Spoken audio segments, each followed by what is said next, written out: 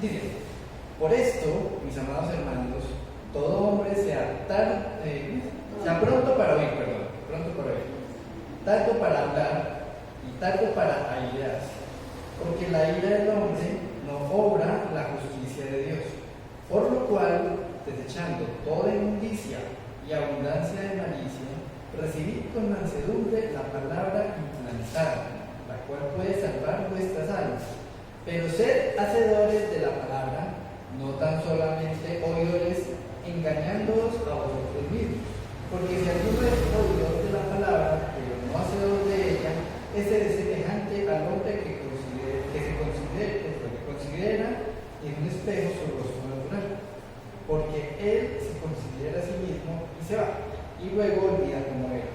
Mas el que mira atentamente en la perfecta ley, la de la libertad, y persevera en ella, no siendo oidor olvidadizo, sino hacedor de la obra, este será bienaventurado en lo que hace. Entonces, hermanos, la siguiente es cuál es la actitud correcta hacia la palabra de Dios. Porque ¿qué pasa? En la medida en que nosotros somos cristianos y estamos constantemente nutriéndonos,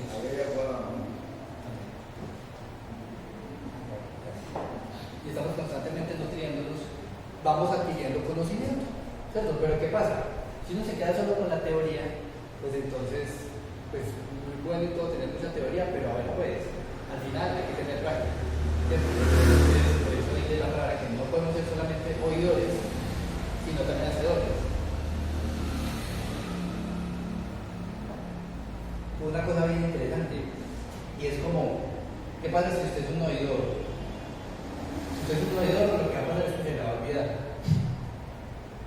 Un oidor es aquella persona que, por ejemplo, vimos aquí a la escuela dominical, que aquí nos está mostrando la palabra del Señor y dialogamos, y uno opina y el otro opina, y yo soy una oidora. Y ya, yo oí la palabra de Dios.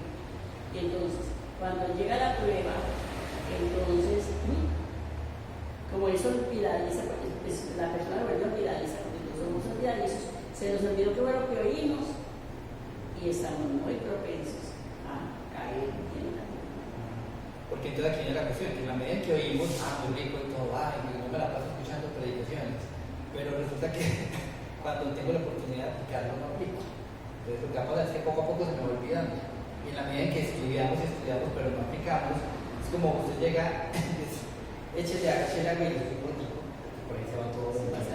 En la medida en que uno aplica lo que aprende, es que se va como quedando eso en el cerebro y en la mente y en el corazón, para que cuando ya lleguen los momentos en los que uno necesita hacer uso de ese conocimiento, no es solamente información, sino que ya es algo que se puede aplicar. Sí, lo que pasa es que hay elementos humanos que toda persona tiene que tomar en consideración. ¿Por qué razón? Porque oímos, entra a nuestro cerebro, lo escuchamos. Pueden haber infinidad de palabras: obediencia, sujeción, respeto, amor, ¿no? Todo eso entra y lo sabemos.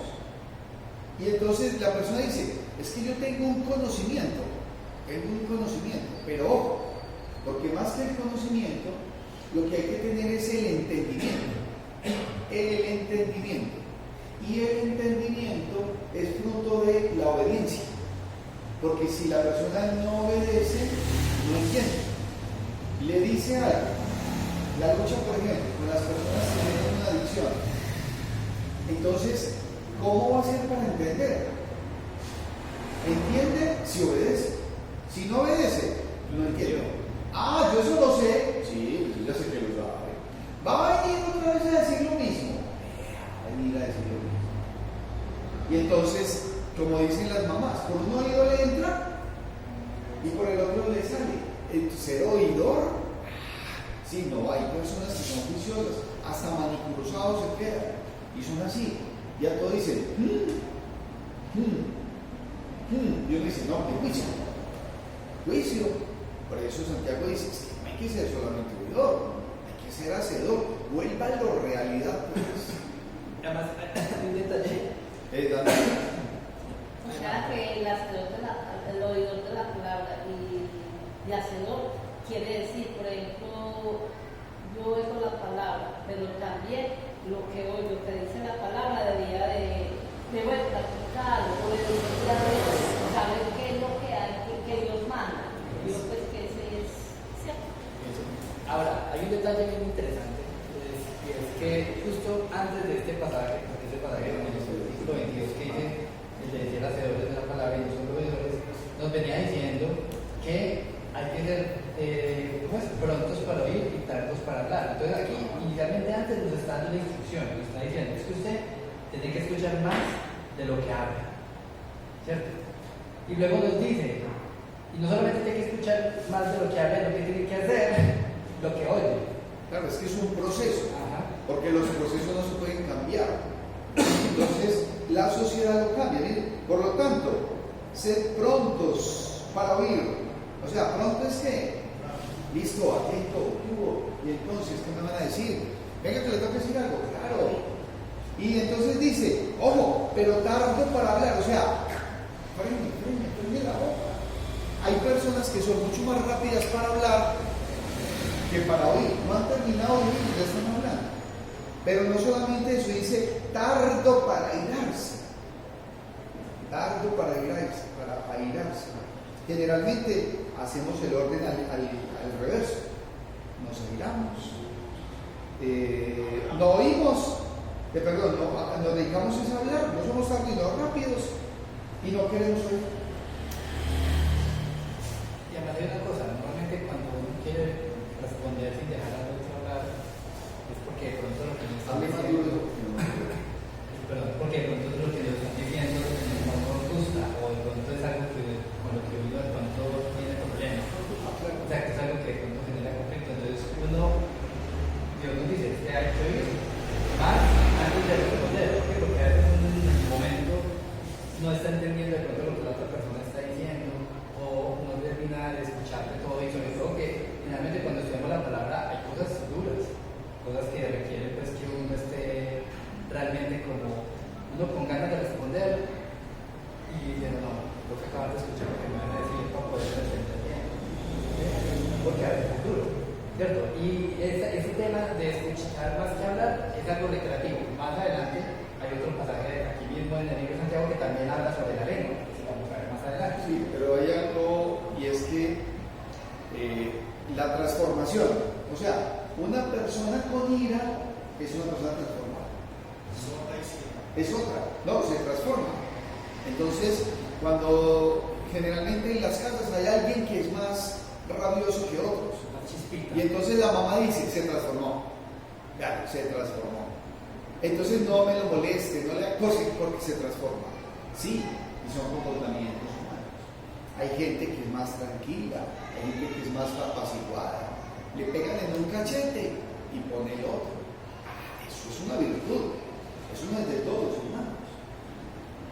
Y ahí es donde hay que analizar cuál es más, o sea, qué es más natural en mí. ¿Estar tranquilo o estar más bien iracundo? Sí, porque es un hombre transformado.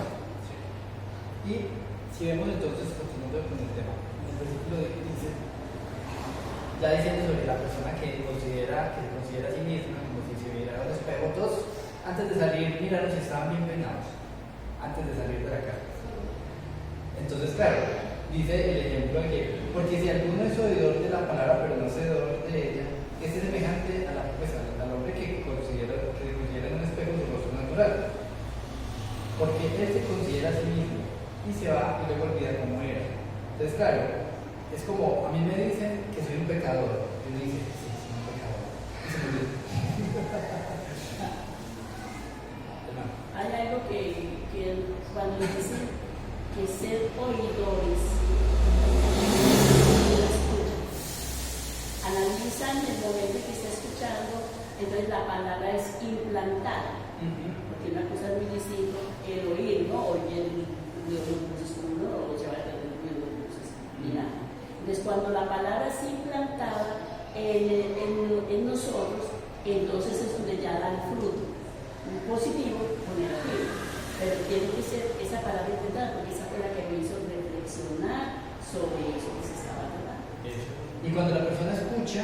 ¿cierto? Es como, yo me miro a ver si estoy bien, si no estoy despelucado, si no estoy por aquí un pedazo ahí de nota de la cobija, si tengo las ganas.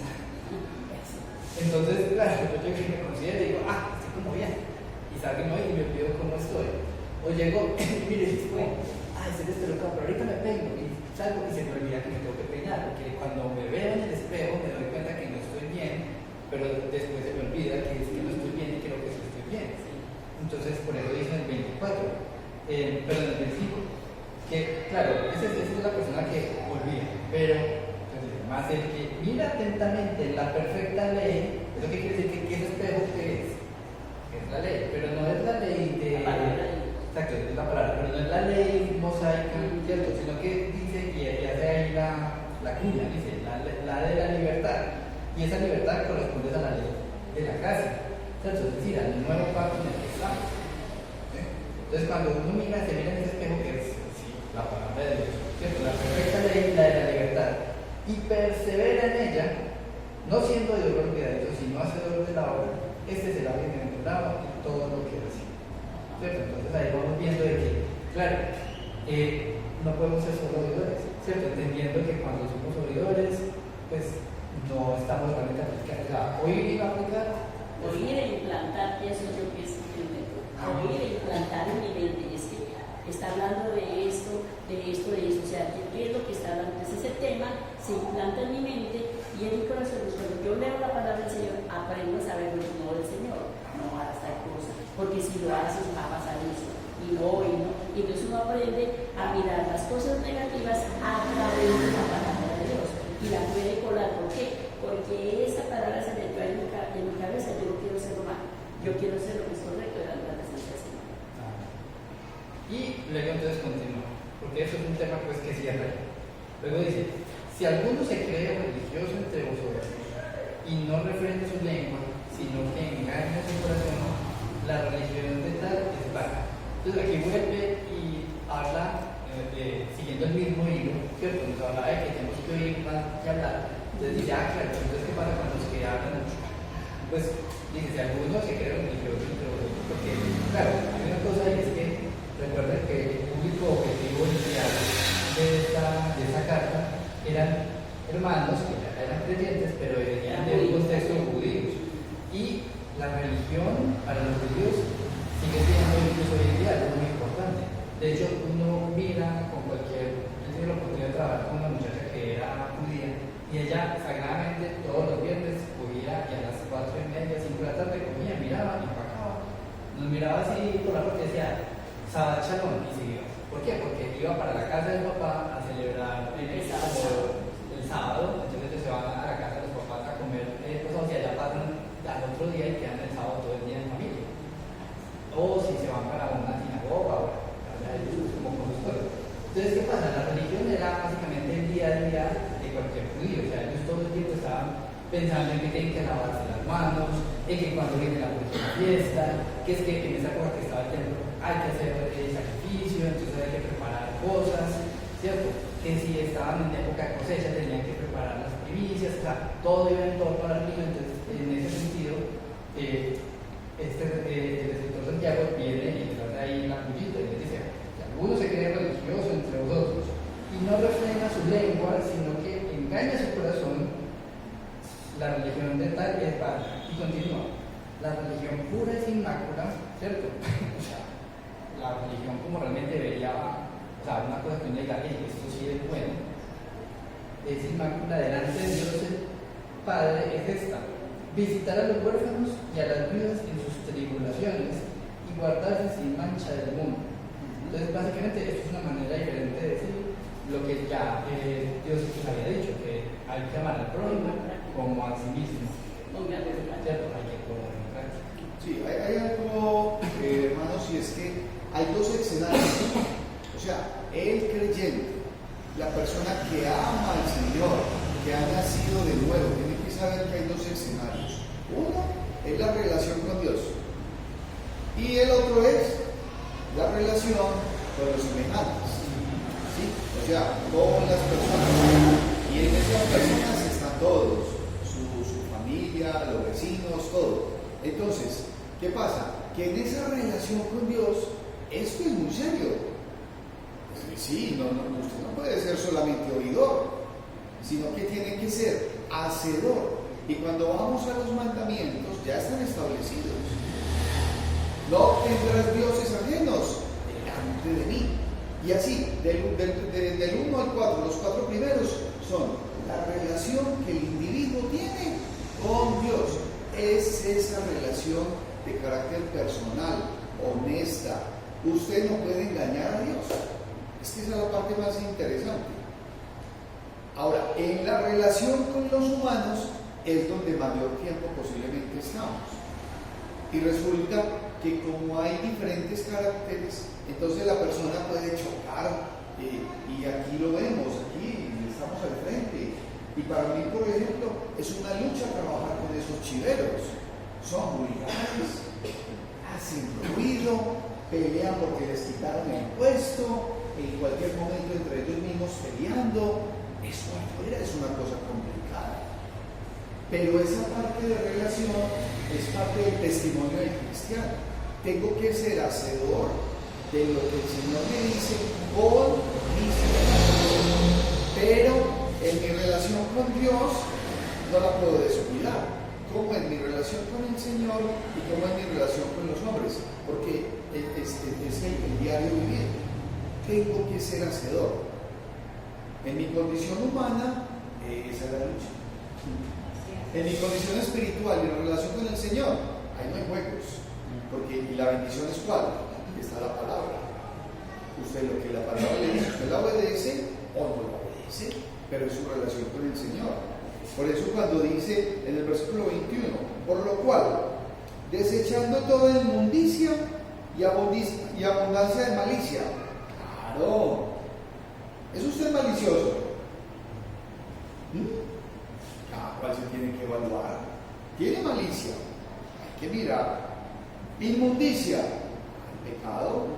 Entonces dice, recibid con mansedumbre la palabra implantada.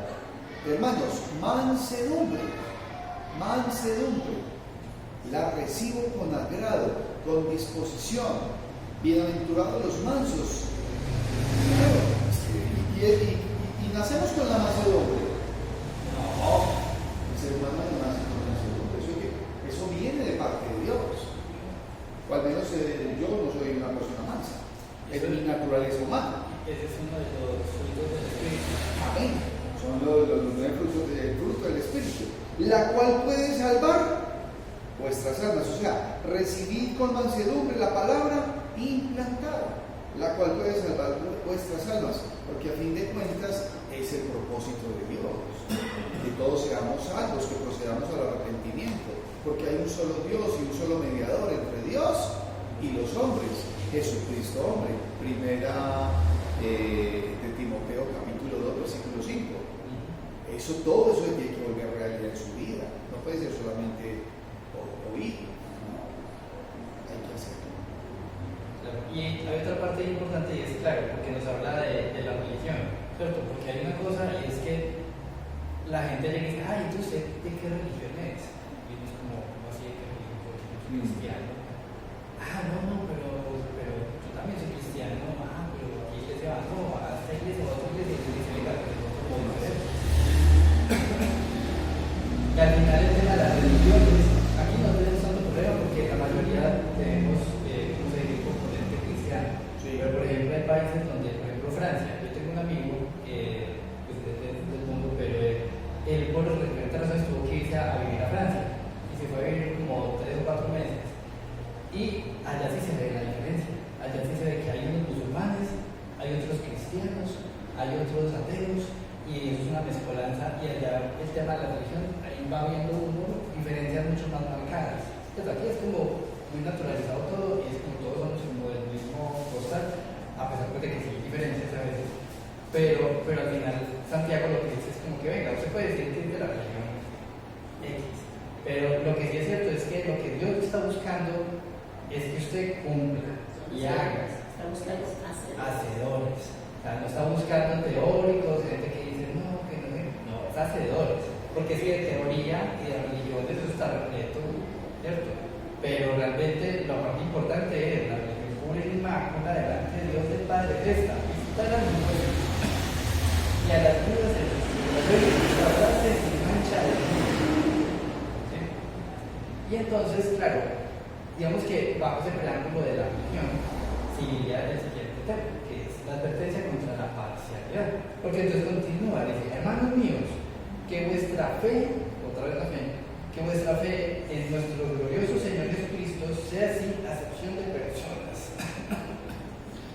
porque en vuestra congregación,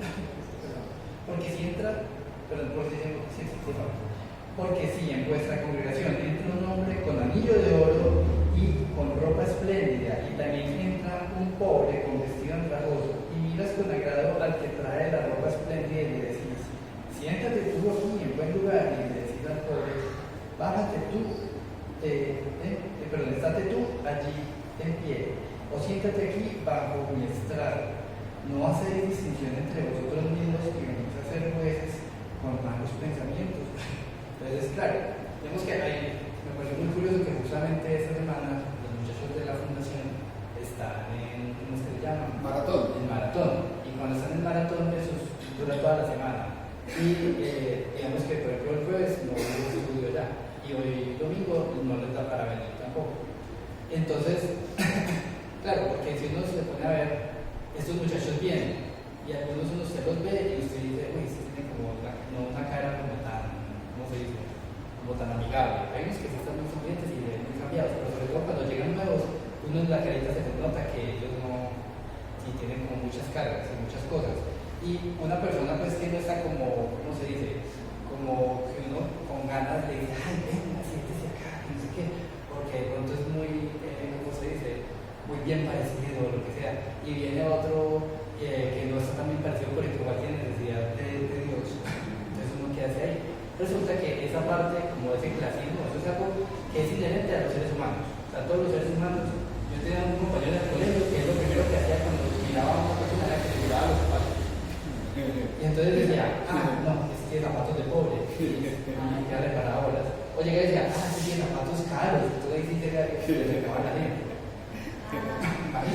Sí. Hay algo, hermanos, que el Señor a nosotros en esta iglesia nos ha permitido realmente cultivar y tener una actitud de respeto y de recibir bien a las personas.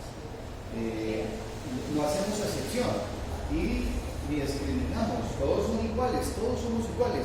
Y yo le doy gracias al Señor por eso, porque hay algunas congregaciones, grupos, donde, por ejemplo, los muchachos que vienen de la corporación allá no los van a dejar entrar. O los mandan para atrás. O los mandan para otra parte.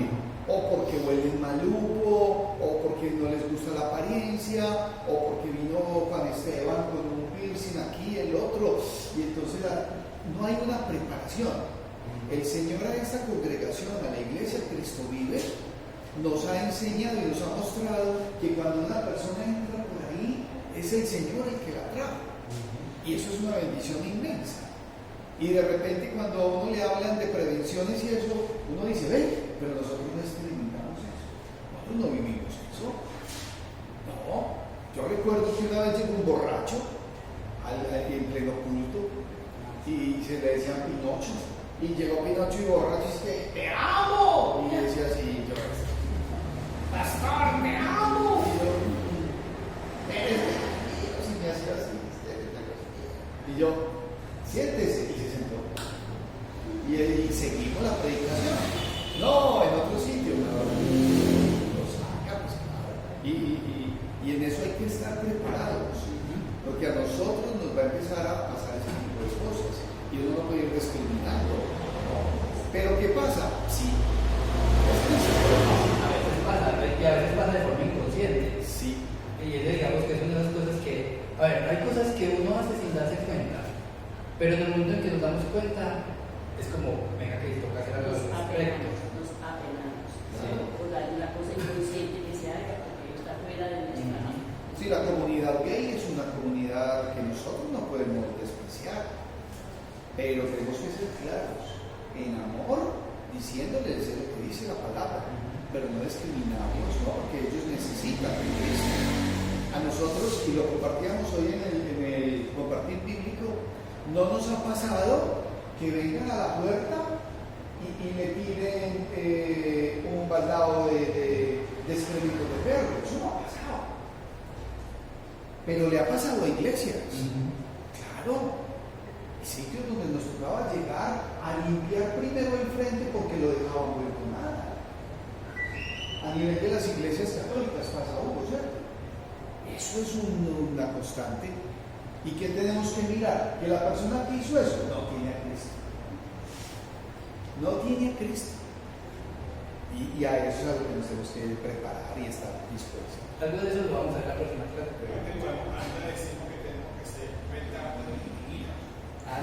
Prontos para oír, tardos para airarse. Sí, yo pregunté esta mañana y doña Blanca, Francisco, Hernán estaban muy espirituales.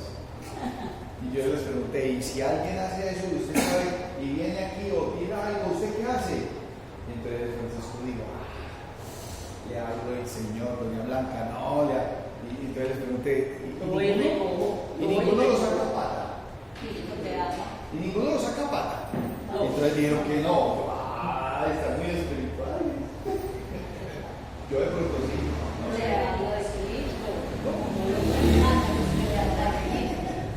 Ojo, porque aquí estamos ya viendo ese tema y es posible que nos toque alguna prueba. Nos toca estar preparados. Que no esté preparado, mire que no caiga. Sí. Entonces, claro, porque está este hecho, cierto que ese clasismo ha pasado, va a pasar, sigue pasando a veces, y cuando lo notemos tenemos que decir como, uy, un momento, acá que tenemos que cambiar, debemos hacer eso. ¿Sí? Disculpe, Daniel. Sí. Miren, hay algo, hermanos, en esta porción que estudiamos que es de súper cuidado. O sea, mire, leer Santiago, leer la carta de Santiago, hermanos, sin leer Romanos es un error. Usted tiene que devolverse a leer Romanos para poder llegar a Santiago y que la cabeza no le dé vueltas. Porque cuando una persona lee el versículo 27, entonces aparentaría que como si Santiago estuviera diciendo, entonces, que la justificación... Espere porque ese tema no es de hoy. Sí, pero para que no se nos... pero lo vamos a ver luego. La próxima clase. Bueno, espero entonces que se vea la clase. Porque lo que la persona no puede descuidar es que somos justificados única y exclusivamente por la obra de Cristo.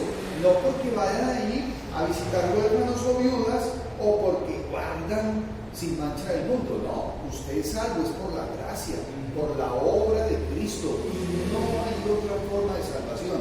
Usted puede ser muy bonito, peinarse todos los días, lavarse los dientes, visitar no solamente viudas y huérfanos, sino visitar cojos, mochos, ciegos. Pero sin Cristo, usted... No, por obras cardenales. Los drogadictos, pero sin Cristo. Entonces, siempre hay que tener en cuenta es que la salvación es fruto de la justificación a través de Cristo, no hay más. Bueno, espérame, porque el tema es que el tema de hoy va hasta el versículo 13, porque justamente el próximo que sigue después del 14 en adelante es un tema bien carnudo y para poderlo ver bien con calma, pues lo estoy partiendo como un poquito diferente. Entonces, digamos que vamos en el capítulo 2, versículo 5, dice, hermanos míos amados. Porque dice hermanos somos amados, porque lo que va a decir es como importante y va a ser medio duro. Porque hay que cuando dice hermanos míos es porque somos un cuerpo de Cristo y somos hermanos los unos con los otros. No hay una que se nos trata a todos iguales. O sea, se iguala por él. Ajá. ¿Y amados por qué? Porque les va a decir a todos. Dice, no ha elegido Dios a los pobres de este mundo para que sean ricos en fe, esta palabra, y herederos del reino que ha prometido a los que le aman.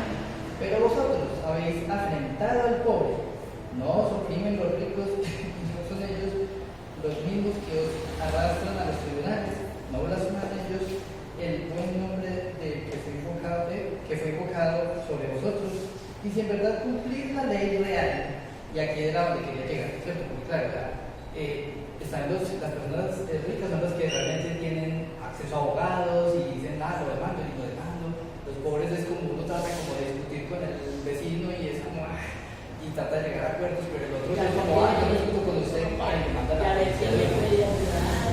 Sí, a veces Cambio pasa. médico lo tiene todo derechito. No, porque también depende del rico. El que sea rico no significa que sea más pecador que por ser pobre, no. Pero, Yo le conseguí los recursos. eso, pero en el contexto que estamos viendo es como la persona que es bien parecida que a la que usted sirve como la ciencia, en vez de que tener igualdad con todos. Y entonces llega y dice el versículo de la verdadera ley. Entonces dice el 8. Dice, si en verdad cumplís la ley real conforme a la escritura, amarás a tu prójimo como a ti mismo, hacéis bien, bien hacéis.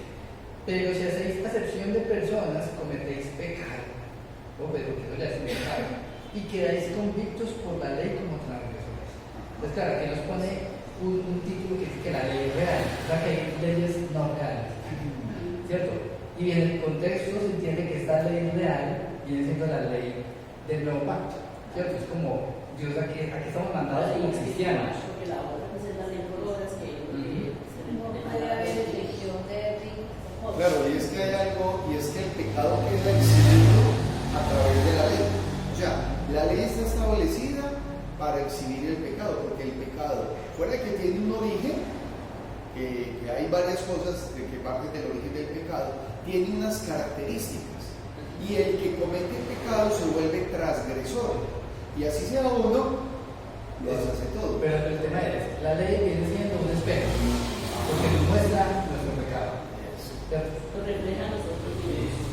Entonces recuerden siempre, la ley, ¿cierto? La palabra es un espejo porque nos muestra a nosotros mismos cómo de bien o mal estamos. Porque cualquiera que guardare toda la ley, que eso es lo que ya Jehová, pero ofende en un punto, se hace culpable de todos, ¿cierto? Toda la ley. Porque el que dijo, no cometerás adulterio, también ha dicho, no matarás. Ahora bien, si no cometieres adulterio, pero matas, ya te has hecho transgresor de la ley. Así hablar y así hacer, como los que habéis de ser juzgados por la ley de la libertad. Entonces, este versículo es súper importante. ¿Por qué? Porque en la medida en que decimos, ¿cierto? Y predicamos la palabra y decimos, ay, sí, es que hay que tener igualdad con todos. Y también tenemos que hacer lo que dice la palabra. ¿Cierto? En la medida en que hacemos eso, vamos a ser juzgados no por la ley que había mosaica, sino por la ley de la libertad. Que recuerden que cuando hablamos de la ley de la libertad, estamos hablando de la ley de la gracia, es decir, del nuevo pacto. ¿Sí? Porque juicios y misericordia, y esa palabra misericordia, pues nosotros aquí en Copacabana tenemos un barrio que tiene una iglesia bacana, que se llama la misericordia. ¿Sí? No tiene nada de misericordia, pero sí. Ah, sí. Entonces dice, porque juicios y misericordia se hará con aquel quien hiciere misericordia. Y la misericordia triunfa sobre el juicio. ¿Cierto? O sea, en la medida que hay un juicio por haber sido de pronto transgresores, ¿cierto?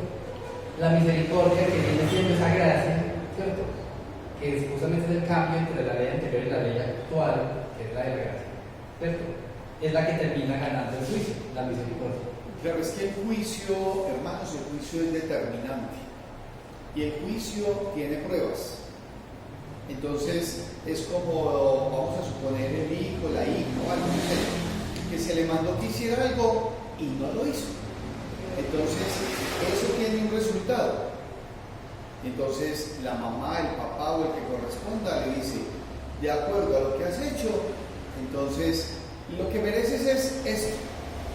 ¿Sí? Y ya quedó determinado. Pero, la misericordia, entonces, pero, te voy a permitir tal cosa. Es la misericordia. ¿Qué era lo que nosotros merecíamos? La muerte. La muerte. Romanos 5:8 dice, mas Dios muestra su amor para con nosotros. ¿Nos merecíamos ese amor? Si uno lo mira, no. Pero es la misericordia, el amor de Dios, en donde dice que aún siendo pecadores, Cristo murió por nosotros.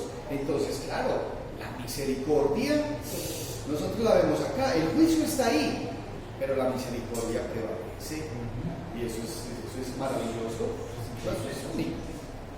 Entonces, hermanos, hasta aquí vamos a llegar el día de hoy, pues porque porque justamente lo que sigue es un tema carnudo y que sí requiere más tiempo para poderlo explicar con calma y con todo el rigor pues, que se necesita, justamente por lo problemático que a veces es, porque esto genera a veces polémica. Entonces, por esa razón preferí como partirlo para dejarlo para la próxima clase. Entonces, para el día de hoy recordemos entonces qué aplicaciones podemos hacer de este estudio. Es decir, uno, debemos cuidarnos de no ser oidores olvidadizos, recordando y estudiando constantemente la palabra. Ahí me faltó también poner una parte y es también aplicando. En la medida que aplicamos, no nos olvidamos. Y la segunda es que hay que tener cuidado con los favoritismos, ¿cierto? Como cristianos estamos llamados a estimar a todos por igual, ¿cierto? Sin favoritismos, sino tratando a todo el mundo por igual.